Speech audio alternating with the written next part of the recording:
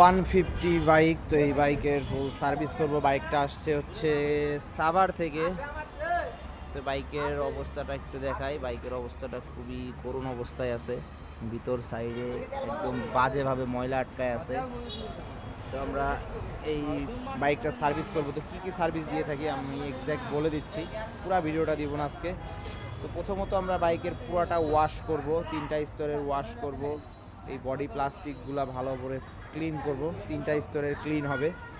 তো এরপরে fuel ট্যাঙ্কিটা clean করব, ইনসাইড আউটসাইড। কার্বোরেটরটা ক্লিন করব, accelerator cable, class cable clean করব, ফ্রন্ট রেয়ার ক্যালিপারটা ভালো করে ক্লিন করব, এরপরে গ্রিস করে দিব।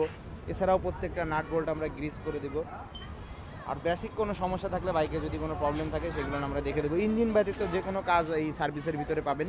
তো যারা দূর থেকে আসেন মোটামুটি 6 থেকে 7 ঘন্টা হাতে সময় নিয়ে আসবেন। আর যারা সার্ভিস